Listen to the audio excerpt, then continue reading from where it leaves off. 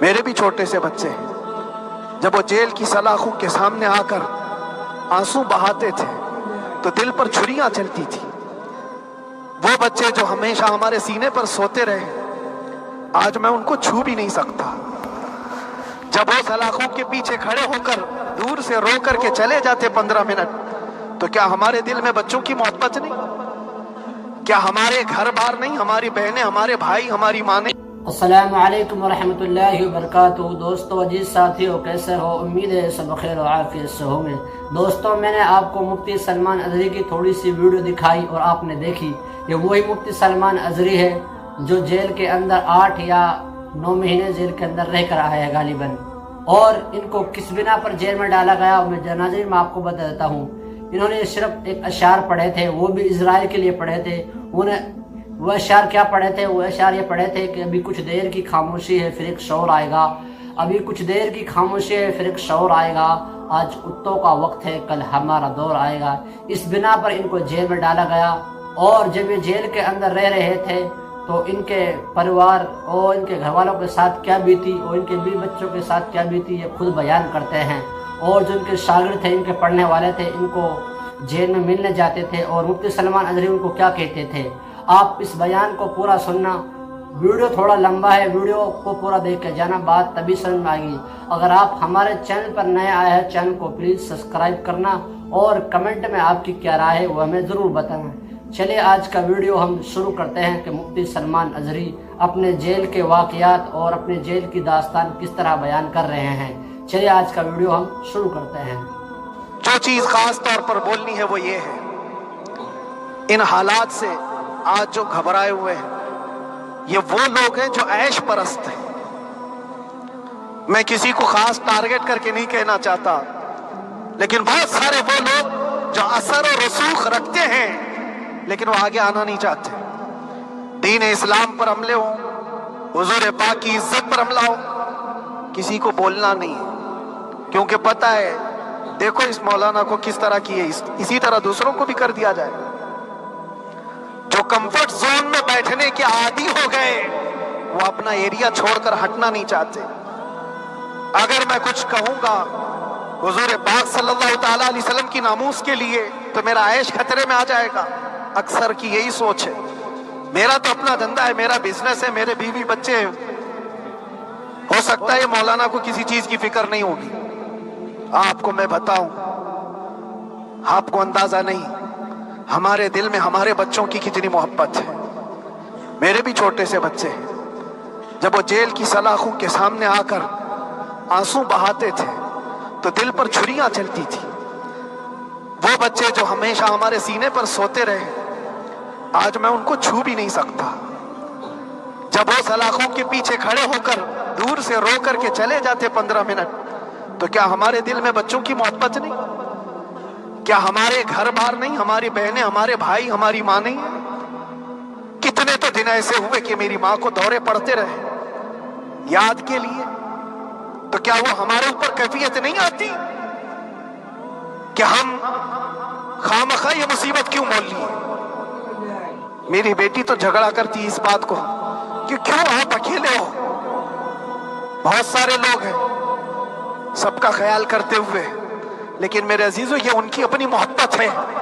سارا ایک پریوار اور اس سے زیادہ میرے شاگردوں کی ایک دنیا ہے۔ کتنے ایسے ہیں، میں جانتا ہوں کہ 8 مہینے تک نرم غذا نہیں کھائی میرے ان بچوں نے۔ میں جانتا ہوں ان کا صرف یہ خیال تھا کہ اندر پتہ نہیں جیل میں آپ کیا کھا رہے ہوں گے، ہم یہاں نرم غذا نہیں کھائیں گے، گوشت مچھلی نہیں کھائی، حالانکہ یہ کوئی چیز تمہارے اوپر واجب نہیں تھی۔ یہ حالات میں اس لیے بتا رہا ہوں میرے عزیز، کسی کے وہم و گمان میں اگر یہ ہے تو نکال دے کہ میرے آس پاس کچھ نہیں ہے، میں کسی کو چاہتا نہیں، یا میرے ساتھ محبتیں نہیں ہیں۔ کثرت سے محبت کرنے والے لوگ ہیں میرے پاس، میرے ان بھائیوں کی اور میرے بہنوں کی، میرے گھر والوں کی محبت تو ایسی ہے کہ ان کے گھروں کے بچوں کے معاملات بھی بغیر مجھ سے پوچھے نہیں ہوتے۔ اگر 8 مہینے اندر رہا تو کسی کا رشتہ نہیں تو بات چیت بھی نہیں ہے، رشتہ نہیں ہوگا جب تک یہ نہ آئے، سارے کام ڈیپینڈ رہتے تھے۔ مجھے بھی ان تمام چیزوں کا احساس ہے، لیکن یہ سب چیزیں ایک طرف، میرے مصطفیٰ کی عزت اپنی طرف۔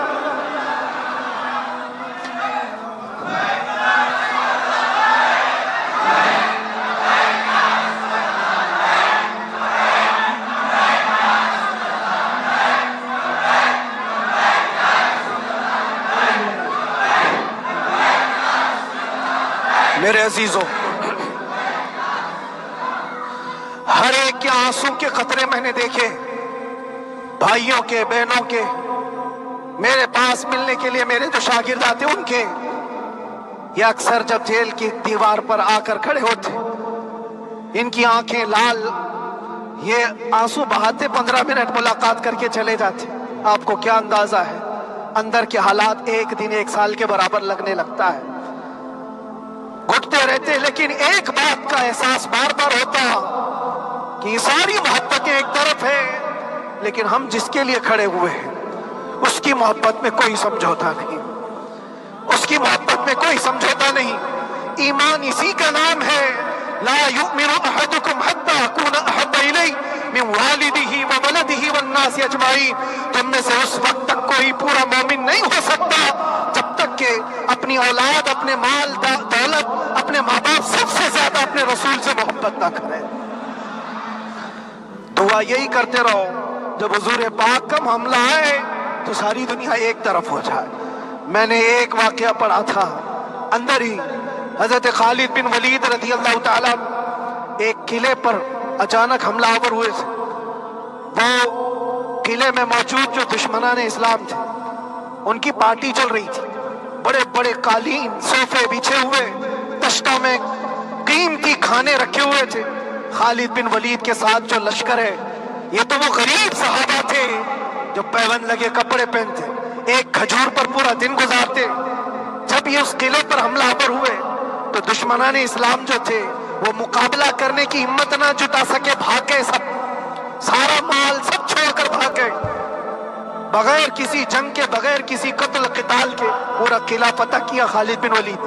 اب سنو، جو صحابہ تھے وہ مال غنیمت جمع کر رہے تھے، کیونکہ یہ عرب کے لوگ ایسے مہنگے قالین نہیں دیکھے تھے، ایسے مہنگے صوفے، اتنی قیمتی غذائیں انہوں نے دیکھی نہیں تھی۔ سب جمع کرنے لگے، سب جمع کرنے لگے۔ خالد بن ولید نے کہا خبردار، ہاتھ مت لگانا، سب ہٹ جاؤ۔ سب ہٹ گئے، چند صحابہ کو بلایا، یہ سب جمع کرو، اس کو آگ لگا دو۔ پورا مال غنیمت جو تھا آگ لگا دیا۔ تو جو صحابہ تھے وہ کہنے لگے کیا یہ اچھا ہوتا یہ سب میں آپ تقسیم کر دیتے، یہ بہت قیمتی چیزیں ہیں، عرب میں ہم لے جاتے تو یہ بہت مہنگی چیزیں ہیں۔ خالد بن ولید نے کیا کہا جانتے ہو؟ کہا اگر تم کو بھی ان تمام چیزوں کی عادت لگ جائے تو تم بھی ویسے ہی بھاگو گے جیسے یہ بھاگے۔ یہ آج جو ہمارا مقابلہ کرنے کی طاقت نہ لا سکے اور بھاگ گئے، اس کی وجہ یہ ہے کہ وہ عیش پرست ہے، عیاشی ان کے اندر تھی جس کی وجہ سے وہ کھڑے نہ ہو سکے، اور جب یہ عیاشی آئے گی تم کھڑے نہیں ہو سکو گے، کھڑے نہیں ہو سکو گے۔ آج میں یہی بات دہرانا چاہتا ہوں، جو بہت بڑے چہرے لے کر بیٹھے ہوئے ہوں، وہ سیاسی اثر و رسوخ رکھنے والے بھی کمفرٹ زون میں رہنا چاہتے ہیں۔ میں چند لوگوں کو چھوڑ کر کہہ رہا ہوں، اکثر کا حال یہ، وہ سوچتے ہیں کہ ہمارے اس دائرے سے نکلیں گے تو ہمارا عیش خطرے میں آ جائے گا، گھر بار خطرے میں آ جائے گا۔ یہ دنیا کی محبت انسان کو بزدل بناتی ہے، بزدل بناتی ہے۔ اس لیے میرے عزیزوں، آپ جب کبھی یہ بات آئے، ایک طرف میرا پورا خاندان، ایک طرف میرے عیش کی زندگی اور ایک طرف رسول پاک کی عزت کا معاملہ، تو آپ مجھے بتاؤ آپ کس بات کا فیصلہ لیں گے؟ اسی بات کا فیصلہ لینا ہوگا نبی پاک صلی اللہ تعالیٰ علیہ وسلم کی عزت کی خاطر تمہیں اس بات کا فیصلہ لینا ہوگا۔ اپنا سب کچھ گنبد خضرا کل بھی تھا آپ، میرے نبی سے میرا رشتہ کل بھی تھا آپ، اور بتلا دو گستاخ نبی کو غیرت سنی زندہ ہے، ان پہ مر مٹنے کا جذبہ کل بھی تھا آپ۔ بس یہ جذبہ باقی رہے، ہم کسی کو لڑنے کے لیے، مرنے کے لیے، مارنے کے لیے میدانوں میں اتارنے کی بات نہیں کرتے۔ میں اکثر اپنی تقریروں میں کہا کرتا ہوں، یا آپ سے پہلے بھی کیا، اگرچہ میری تقریروں کو ڈائیورٹ کیا جاتا ہے، آج بھی بہت لوگ ہوں گے، بلکہ آج مدن پورہ کا یہ پہلا جمعہ ہے، مجھے اندازہ ہے پورا ہندوستان نہیں، باہر بھی سب کی نظریں اس پار ہیں کہ آنے کے بعد یہ کیا بولتا ہے، آنے کے بعد یہ کیا بولتا ہے۔ سب اسی انتظار میں ہیں۔ میں سب کو ایک ہی میسج دوں گا، آنے کے بعد وہی بولے گا جو پہلے بولتا تھا۔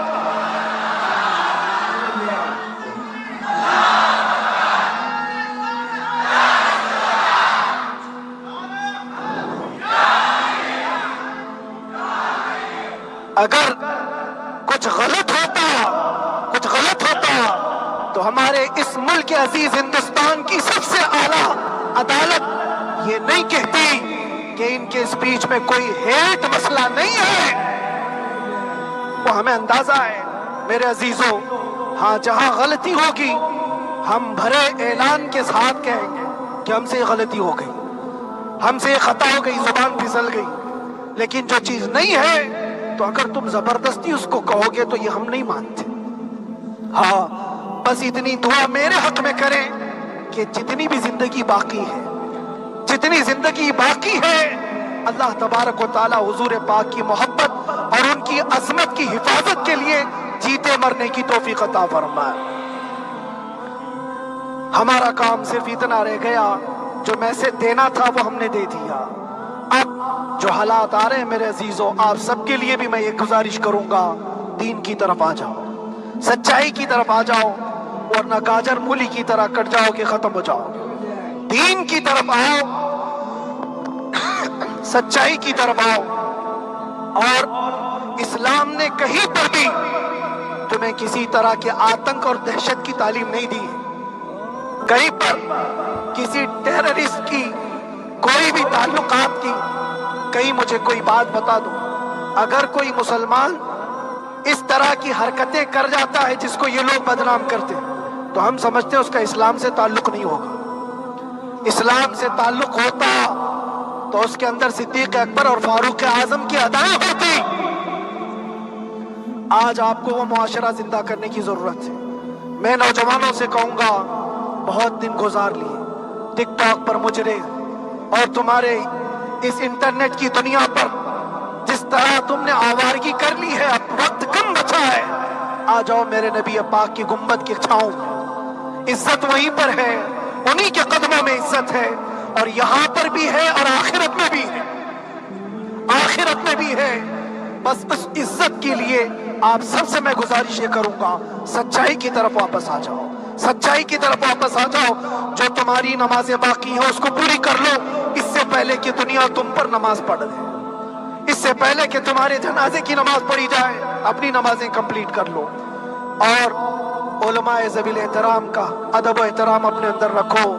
صرف اس بات کے لیے آپ کو میں احساس دلانا چاہتا ہوں کہ مجھے جس راستے سے گزارا گیا، جتنے دن قید و بند کی صحبتیں گزاری گئی، یہ صرف یہ میسج دینا تھا کہ پھر اس مولانا کا یہ ہو سکتا ہے تو چھوٹے چھوٹوں کی کیا کر دیں گے۔ ایسا اگرچہ آ جائے موقع تب بھی گھبرانے کی ضرورت تھی۔ آپ کو پتہ ہے اس ملک عزیز ہندوستان کی آزادی میں 30,000 علماء کو پھانسیوں پر لٹکایا گیا۔ انگریزوں نے 30,000 علماء کو کشمیر سے لے کر دلی تک ہر درخت پر ایک عالم کی لاش لٹکتی تھی۔ انہوں نے قربانیاں دی ہیں، قربانیاں بزرگان دین کے علماء ذوی احترام کی ہوئی ہیں۔ یہ اور بات ہے کہ اس جنریشن نے آج ہم کو دیکھا تو ان کو بہت بڑا لگتا ہے، یہ کوئی بہت بڑی بات نہیں تھی، بہت بڑی بات نہیں تھی۔ اس پروسیس سے بہت سارے علماء کو گزارا گیا ہے۔ سرکار مجاہد ملت رحمت اللہ تعالی علیہ ایمرجنسی کے زمانے میں 18 مہینے تک قید میں گزارے، 18 مہینے تک ایمرجنسی، وہ بھی ڈکٹیٹر کا زمانہ تھا۔ اس زمانے میں بھی آپ اندر رہے، لیکن باہر آنے کے بعد نہ آپ کے مشن میں کوئی کمی آئی، نہ آپ کی زبان میں کوئی لکنت آئی۔ اللہ والے جو ہے وہ اللہ کی رضا کی طرف اور رسول پاک کی رضا کی طرف ہوتے ہیں۔ ہم سب بھی اس مشن کو آج یہاں سے زندہ کرتے ہیں، جہاں سے ہم چھوڑے تھے وہیں سے آگے بڑھتے، جہاں سے ہم چھوڑے تھے وہیں سے ہم آگے بڑھتے ہیں۔ کسی کو اگر کچھ برا لگتا ہے تو وہ اس کے سمجھ کا قصور ہے، اس کے فہم کا قصور ہے۔ ہم نے کسی کو ٹارگٹ کر کے کبھی کہا نہیں، بلکہ یہ تو کامن بات ہے، ایک تو کامن کہی جانے والی بات ہے۔ فخر سے اگر کوئی آدمی اپنے گھر میں کہے کیا بات ہے مولانا آج صبح سے تمہارے گھر میں کچھ ہلچل نہیں ہے، کچھ ہلچل نہیں ہے، ہو سکتا ہے تمہارے گھر میں کوئی نہ ہو، تم اکیلے بیٹھے ہو، بیوی کہیں گئی ہے، ماں کہیں گئی ہے، گھر میں کوئی بنانے والا نہیں ہو، گھر میں خاموشی ہے، تو تم اگر اس کو جواب دے دو کہ کچھ دیر کی خاموشی ہے، شام میں آ جائے گی، کچھ دیر کی خاموشی ہے، شام میں آ جائے گی، تو کیا گناہ کیا؟ کیا گناہ کیا؟ اس کے حالات پر وہ بول رہا ہے، اس کے گھر میں خاموشی ہے اس لیے بول رہا ہے۔ ہم نے بھی اسی لیے کہا کچھ دیر کی خاموشی، اس لیے کہ ہم جانتے ہیں اسلام وہ نہیں ہے جو یہاں دکھ رہا ہے آج، اسلام تو وہ تھا جو صدیق اکبر کے زمانے کا تھا، اسلام تو وہ تھا جو فاروق اعظم کا تھا، اسلام تو وہ تھا جو عثمان غنی اور حیدر کرار کا تھا، تو وہ جو ہلچل تھی وہ خاموش ہے، صلاح الدین ایوبی کا دور تھا، وہ اسلام کی ہلچل تھی، تو میرا گھر آج خاموش ہے، اس لیے تو میں پکار کر کے رہا ہوں کچھ دیر کی خاموشی ہے، اور ہمیں اپنے رب سے یقین ہے یہ خاموشی ایک شام ٹوٹے گی، کوئی صلاح الدین آئے گا۔ اور اللہ تبارک و تعالی ہم سب کے اس عزم اور حوصلے کو زندہ رکھے، اور آپ سب کی محبتوں کو سدا سلامت رکھے، اور میرے آقا صلی اللہ تعالی علیہ وسلم کے قدموں پر بر مٹنے کی ہمیں توفیق عطا فرمائے۔ وآخر دعوانا الحمدللہ رب العالمین۔